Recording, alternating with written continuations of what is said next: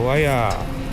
Magandang umaga mga idol, another day, another vlog. Wow, vlogger yan. Time check mga idol, alas 5 ng umaga. Bibili na tayo na almusal ngayon saglit. Hindi na pala tayo nagabala, wala tayong baon, dalala natin sarili natin. Ngayong araw kasi may pakain ng kumpanya namin, kaya wala na akong baon pang tanghalian. Sana araw-araw may pakain, no? Diretso tayo ng Dubai. Hindi na kailangan ng passport mga Dubai idol. Market lang, Dubai market. Ito tayo bibili ng pang almusal natin kasi namimiss ko na yung subji. Paruta, sausawan niya, gulay mga idol. Kasi ng 1 real dito kaysa sa kabila eh. Kaya pa ngayon dito mga idol, wala pang ganong bukas. Sa gabi, punta mo dito, punong-puno dito. Ang bukas pa lang dito yung mga kainan, yung mga restaurant. Ano ba naman kasi alas 5 pa lang ng umaga mga idol. Kung pwedeng hindi tayo magbabaon ng pangalmusal natin kasi gugutumin tayo, mahirap na. After ko nga makabili dyan, nakita ko si Bato, dito naman siya bibili sa may wiwi. Kaway-kaway ka pa. Muna tayo, dito tayo bukas bibili ng pangalmusal natin. Pabalik na nga tayo mga idol. Nandito na yung dalawang bus namin, nag-aantay na. Pero 5:30 pa naman naalis yan. Medyo maaga pa ng 10 minutes. Makakapag-relax pa tayo bago umalis. So ito na nga mga idol, na-distribute na sa amin ang pagkain namin. Kaya magiging tanghalian namin ngayon, shawaya mga idol, al romancia, split package with laban and gulay. At syempre hindi tayo papauli dyan mga idol, kukuha na tayo dyan kasi naugutom na ako. Astig ano, taga-dalawa kagad kinuha. Medyo maganda-ganda ngayon, mainit-init pa yung pagkain. Bagong luto mga idol, masarap, malinamnam.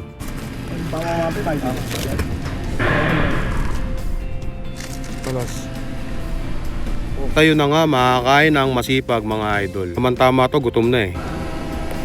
Kain tayo mga idol, la romancia, hapsa,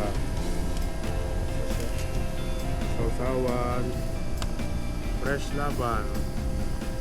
Idol, papalo naman, pa-like and share na rin. Maraming salamat. Peace out.